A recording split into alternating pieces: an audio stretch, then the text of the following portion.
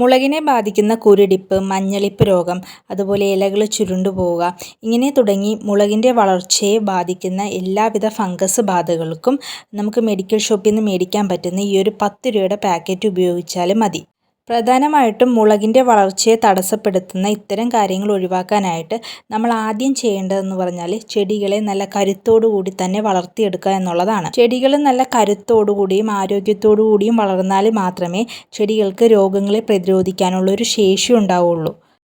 പിന്നെ മുളക് ചെടികൾക്ക് വരുന്ന ഒരു പ്രധാന പ്രശ്നമാണ് വാട്ടരോഗം പോലുള്ള രോഗങ്ങൾ. അപ്പോൾ അതിനുള്ള കാരണം എന്ന് പറഞ്ഞാൽ നമ്മൾ അമിത അളവിൽ വളപ്രയോഗങ്ങൾ ചെയ്യുന്നതുകൊണ്ടാണ്.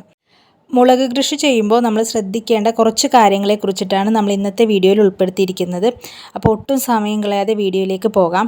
അതിനു മുന്നേ നിങ്ങൾ എൻ്റെ ചാനൽ ആദ്യമായിട്ടാണ് കാണുന്നതെങ്കിൽ ചാനൽ ഒന്ന് സബ്സ്ക്രൈബ് ചെയ്ത് കൂട്ടത്തിലുള്ള ബെല്ലൈക്കൺ കൂടി എനേബിൾ ആക്കാനായിട്ട് മറക്കല്ലേ. എല്ലാവർക്കും നമ്മുടെ പുതിയൊരു വീഡിയോയിലേക്ക് സ്വാഗതം. നല്ല പ്രതിരോധ ശേഷിയോടു കൂടിയും ആരോഗ്യത്തോടു കൂടിയും ചെടി വളർന്നു വരണമെങ്കിൽ നമ്മളത് ചെടി നടുമ്പോൾ തൊട്ട് ശ്രദ്ധിക്കേണ്ട കുറച്ച് കാര്യങ്ങളുണ്ട്.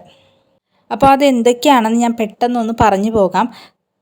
ചെടിയുടെ തുടക്കത്തിലുള്ളൊരു വളർച്ചയ്ക്ക് നൈട്രജൻ വളരെ അത്യാവശ്യമാണ്. അപ്പോൾ അതുകൊണ്ട് തന്നെ നമ്മൾ ഗ്രോ ബാഗ് നിറക്കുമ്പോൾ അതിൽ കൂടുതലും പച്ചിലകൾ ചേർത്ത് കൊടുക്കാനായിട്ട് ശ്രദ്ധിക്കണം. ഇപ്പോൾ ശീമക്കൊന്നയുടെ കിഴയൊക്കെ കിട്ടുകയാണെങ്കിൽ അത് അധികമായിട്ട് ചേർത്ത് കൊടുക്കുക. കാരണം അതിൽ ഒത്തിരി നൈട്രജൻ കണ്ടൻറ്റ് അടങ്ങിയിട്ടുണ്ട്. അതുപോലെ കാർബൺ കൂടുതലായിട്ട് അടങ്ങിയിട്ടുള്ള കരിയിലകൾ ചേർത്ത് കൊടുക്കാം. അപ്പോൾ കരിയിലകളൊക്കെ ചേർത്ത് കൊടുക്കുമ്പോൾ അത് പെട്ടെന്ന് കമ്പോസ്റ്റ് ആകുകയും ചെടികളുടെ വളർച്ചയെ കൂടുതൽ അത് സ്വാധീനിക്കുകയും ചെയ്യും. അതുപോലെ നമ്മൾ ഗ്രോ ബാഗിൽ നിറക്കുന്ന പോട്ടിംഗ് മിക്സിൽ ഒത്തിരി വളങ്ങളൊന്നും ചേർത്ത് കൊടുക്കേണ്ട ആവശ്യമില്ല. ഇപ്പോൾ എല്ലുപൊടി പോലുള്ള വളങ്ങൾ നമ്മൾ ചെടി വലുതായതിന് ശേഷം മാത്രം ചേർത്ത് കൊടുത്താലും മതിയാകും.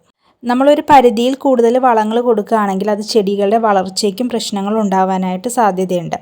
ഇപ്പോൾ തുടക്കത്തിലുള്ള ചെടിയുടെ നല്ലൊരു വളർച്ചയ്ക്കായിട്ട് നമുക്ക് ഉണക്ക ചാണകമോ കോഴിക്കാഷ്ടമോ മാത്രം ചേർത്ത് കൊടുത്താലും മതിയാവും. അതോടൊപ്പം വേര് സംബന്ധമായ പ്രശ്നങ്ങൾക്ക്, അതായത് വേരിനെ ബാധിക്കുന്ന കീടങ്ങളെയൊക്കെ അകറ്റാനായിട്ട് നമുക്ക് പോട്ടിംഗ് മിക്സിൽ വേപ്പിൻ പിണ്ണാക്ക് ചേർത്ത് കൊടുക്കാം. പിന്നെ നല്ല രീതിയിൽ വേരോടുന്നതിന് വേണ്ടിയിട്ട് ഇളക്കമുള്ള മണ്ണിൽ വേണം നമ്മൾ ചെടി നടാനായിട്ട്. അതുപോലെ ഗ്രോ ബാഗിൽ വെള്ളം കെട്ടി നിൽക്കാതിരിക്കാനായിട്ട് ശ്രദ്ധിക്കണം. വെള്ളം കെട്ടി നിന്നാൽ നമ്മുടെ ചെടി ചീഞ്ഞു പോകാനുള്ള സാധ്യതയുണ്ട്. പിന്നെ നമ്മൾ വിത്ത് തിരഞ്ഞെടുക്കുമ്പോൾ എപ്പോഴും ഹൈബ്രിഡ് വിത്തുകൾ തന്നെ നോക്കി മേടിക്കാനായിട്ട് ശ്രമിക്കണം. ഇപ്പോൾ നല്ല ഇനം ഹൈബ്രിഡ് വിത്തുകളാണ് നമ്മൾ തിരഞ്ഞെടുക്കുന്നതെങ്കിൽ ഇതുപോലെ നല്ല വേരുകളോട് കൂടിയ തൈകൾ നമുക്ക് കിട്ടും. ചെടികൾ നല്ല കരുത്തോടു കൂടി വളരുകയും ചെയ്യും. തൈ നട്ട് ആദ്യത്തെ ഒരു 3 ദിവസം തണലത്ത് വേണം വെക്കാനായിട്ട്. പിന്നെ രാവിലെയും വൈകുന്നേരവും ചെറിയ രീതിയിലൊന്ന് നനച്ചു കൊടുക്കുകയും വേണം. പിന്നെ ഒരു 2 ആഴ്ചയൊക്കെ കഴിഞ്ഞിട്ട് ലിക്വിഡ് രൂപത്തിലുള്ള ജൈവ സ്ലറികൾ പോലുള്ള വളങ്ങൾ നമുക്ക് ഒഴിച്ചു കൊടുക്കാം. ഏകദേശം ഒരു 40 ദിവസമൊക്കെ ആകുമ്പോൾ എല്ലുപൊടിയോ അല്ലെങ്കിൽ പൊട്ടാഷ് കൂടുതലുള്ള വളങ്ങളോ ഇട്ട് കൊടുക്കാം. അത് നല്ല രീതിയിൽ തന്നെ ചെടികളിൽ പൂ പിടിക്കുന്നതിനും കായ് പിടിക്കുന്നതിനും ഒക്കെ സഹായിക്കും. അപ്പോൾ ഇതുപോലുള്ള മിതമായ രീതിയിലുള്ള വളപ്രയോഗത്തിലൂടെയാണ് നമ്മൾ ചെടികൾ വളർത്തിക്കൊണ്ട് വരുന്നതെങ്കിൽ നല്ല വിളവ് കിട്ടാനും അതുപോലെ ചെടികളിൽ വരുന്ന വാട്ടരോഗം പോലുള്ള പ്രശ്നങ്ങൾ ഒഴിവാക്കാനായിട്ടും സാധിക്കും. മുളക് ചെടിയുടെ വളർച്ചയുടെ ഏതൊരു ഘട്ടത്തിലും അതിനെ ബാധിക്കുന്ന പ്രധാന പ്രശ്നമാണ് വൈറസ് മൂലമുണ്ടാകുന്ന കുരുടിപ്പ് അല്ലെങ്കിൽ മുരടിപ്പ് രോഗം. അപ്പോൾ അതിനായിട്ട് നമുക്ക് മെഡിക്കൽ ഷോപ്പിൽ നിന്ന് മേടിക്കാൻ കിട്ടുന്ന ഈ 10 രൂപയുടെ പൊട്ടാസ്യം പെർമാംഗനേറ്റ് ഉപയോഗിച്ചാലും മതി. ഇത് ഒത്തിരി ഒന്നും നമുക്ക് ആവശ്യമില്ല, വളരെ കുറച്ച് മതി. അപ്പോൾ ഈ ഒരു 10 രൂപയുടെ പാക്കറ്റ് ഉണ്ടെങ്കിൽ നമുക്ക് കുറേ കാലത്തേക്ക് ഇത് ഉപയോഗിക്കാനായിട്ട് കഴിയും. അപ്പോൾ ഇതെങ്ങനെയാണ് ഉപയോഗിക്കുന്നതെന്ന് നമുക്ക് നോക്കാം. ഇപ്പോൾ നമ്മളിവിടെ 1 ലിറ്റർ വെള്ളമേ എടുത്തിട്ടുള്ളൂ. അപ്പോൾ ഈ 1 ലിറ്റർ വെള്ളത്തിലേക്ക് ഇത്രയും എടുത്താൽ മതി. അപ്പോൾ ഇത് വളരെ കുറച്ച് എടുക്കാവുള്ളൂ. ഇത് കൂടിപ്പോകരുത്. കൂടിപ്പോയാൽ നമ്മുടെ ചെടികൾക്ക് ഇത് ദോഷമായിട്ടേ ബാധിക്കുകയുള്ളൂ. സാധാരണയായിട്ട് നമ്മൾ പൊട്ടാസ്യം പെർമാംഗനേറ്റ് ഉപയോഗിക്കുന്നത് ചർമ്മരോഗങ്ങൾക്കും അതുപോലെ കാലിലുണ്ടാകുന്ന ഫംഗസ്, അണുബാധ പോലുള്ള പ്രശ്നങ്ങൾക്കും പിന്നെ കുടിവെള്ളമൊക്കെ ശുദ്ധീകരിക്കുന്നതിനൊക്കെ വേണ്ടിയിട്ടാണ്. അപ്പോൾ ഇത് നമുക്ക് വളരെ ലൈറ്റായിട്ടുള്ള രീതിയിൽ ചെടികളിൽ ഉപയോഗിക്കാം. ഇനി നമുക്കിതൊരു സ്പ്രേയറിലേക്ക് ഒഴിച്ചു കൊടുക്കാം. ഇത് ഇലകളിൽ സ്പ്രേ ചെയ്ത് കൊടുക്കാം. അപ്പോൾ സ്പ്രേ ചെയ്ത് കൊടുക്കുമ്പോൾ പ്രത്യേകം ശ്രദ്ധിക്കണം. ഇത് ഇലകളിൽ മാത്രം സ്പ്രേ ചെയ്ത് കൊടുക്കണം. കാരണം ഇത് ചെടിയുടെ ചോട്ടിലൊക്കെ വീഴുകയാണെങ്കിൽ മണ്ണിലുള്ള സൂക്ഷ്മജീവികൾ നശിച്ചു പോകാനായിട്ടുള്ളൊരു സാധ്യതയുണ്ട്. അപ്പോൾ അതുകൊണ്ട് ഇത് സ്ഥിരമായിട്ട് ചെടികളിൽ സ്പ്രേ ചെയ്ത് കൊടുക്കാനായിട്ട് പാടില്ല.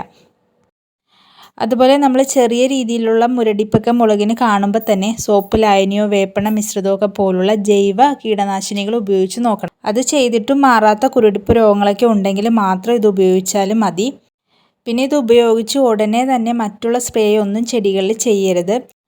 പിന്നെ ഒരു 10 ദിവസമൊക്കെ കഴിയുമ്പോൾ സുഡോമോണക്സ് വെള്ളത്തിൽ കലക്കിയിട്ട് ചെടികളിൽ സ്പ്രേ ചെയ്ത് കൊടുക്കുകയും അതുപോലെ മണ്ണിൽ ഒഴിച്ചു കൊടുക്കുകയും ചെയ്യണം. അത് നിർബന്ധമായിട്ടും ചെയ്യണം. കാരണം നമ്മൾ ഈ പൊട്ടാസ്യം പെർമാംഗനേറ്റ് ലായനി ചെടികളിൽ സ്പ്രേ ചെയ്ത് കൊടുക്കുന്ന സമയത്ത് മണ്ണിലൊക്കെ വീണിട്ടുണ്ടെങ്കിൽ ആ കുറവൊക്കെ ഒന്ന് പരിഹരിക്കുന്നതിന് വേണ്ടിയിട്ടാണ് നമ്മൾ സുഡോമോണക്സ് ലായനി മണ്ണിൽ ഒഴിച്ചു കൊടുക്കണമെന്ന് പറയുന്നത്. കാരണം സുഡോമോണക്സ് ലായനി മണ്ണിലുള്ള സൂക്ഷ്മജീവികളുടെ വളർച്ചയെ കൂട്ടുന്നതിനൊക്കെ സഹായിക്കും. അപ്പോൾ നമ്മൾ എന്തൊക്കെ ചെയ്തിട്ടും വിട്ടുമാറാത്ത കുരുടിപ്പ് രോഗങ്ങളൊക്കെ ഉണ്ടെങ്കിൽ നിങ്ങൾ ഇതൊന്ന് പരീക്ഷിച്ച് നോക്കും. കൂടുതലും നമ്മൾ ജൈവ കീടനാശിനികൾ ഉപയോഗിക്കുന്നതാണ് നല്ലത്. അപ്പോൾ നിങ്ങൾക്ക് എൻ്റെ വീഡിയോ ഒക്കെ ഇഷ്ടപ്പെടുന്നുണ്ടെങ്കിൽ ചാനൽ സബ്സ്ക്രൈബ് ചെയ്യാനും അതുപോലെ തന്നെ ലൈക്ക് ചെയ്യാനും മറക്കല്ലേ.